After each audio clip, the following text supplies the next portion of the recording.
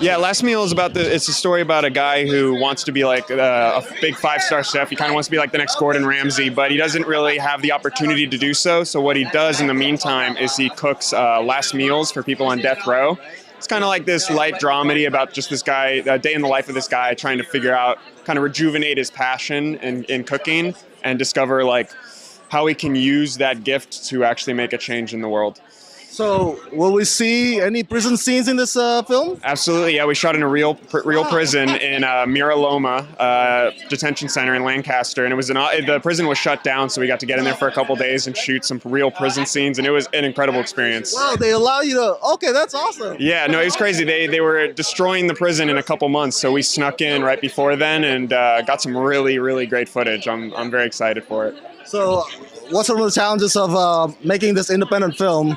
Budget-wise for you? It was tight for sure. I mean, the prison itself took up most of our budget, but it was really worth it, and our producers did an amazing job, and they made my life a lot easier. And because of that, we ended up actually being able to come in under budget, which is pretty rare in independent film. So I was really happy with how we were able to get as much as we were with the budget we had. For foodies and food aficionados out there, will they get to see some interesting food featured in this film? Some some classic food pieces. Yeah. Like classic Italian foods are a big part. Yeah. There's a couple of fancy meals, and then there's also prison slop. So you can look forward to both. It's a good range. Shooting in an actual prison, what are some of the challenges logistic-wise that comes with that? Just sort of locking down that location is a pretty big challenge because we had to go through the sheriff's department and get all the permits. But at the end of the day, it really worked out, and we had the ideal location for what we needed. So I think it looks pretty good on the screen. It was a perfect location. Yeah. As far as maneuvering the cameras around at the angles, it's fine? I don't know, the prison kind of acted as a character for us because there's so little we had to do to it. So it just kind of bring the whole film into life. I got you. Yeah. So before you enjoy the evening, what do you hope the audience will take away from The Last Meal? I just hope, it's a film. I think that you watch it and it makes you think a little about, what you want to do in life. But at the end of the day, it also makes you feel good knowing that you can find meaning in where you are. So I was told this is a chef's journey and there's a prison involved in it. Yes. We shot at this deserted, like an honor farm place out in Lancaster, and it was just like, whoa, I mean, they had kettles like this big, I could have taken a bath in one. Does your perception change about prison system after making this movie? No, not really. It really doesn't have anything to do with it. This was more a lighthearted, like almost like it was fiction, very, very fiction-y. Because I don't know whether there's wardens as nice as me anywhere else. I was gonna get to that actually. What's your research? I mean, do you have a member in the family that's working in the system before? No. So how do you tap into the mindset of being a warden?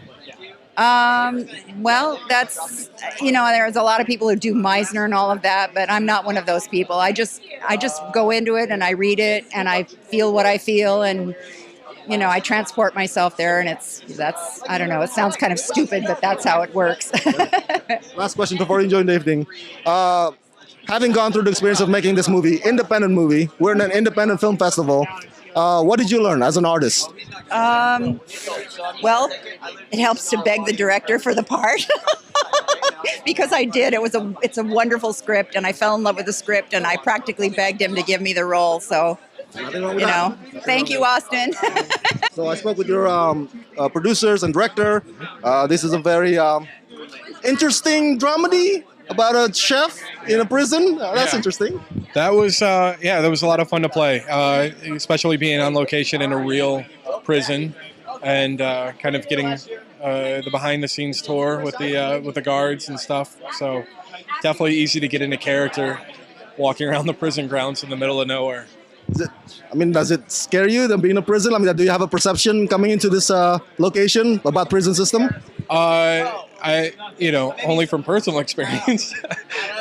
There may have been a night in college in the holding tank, but that's about as far as it went.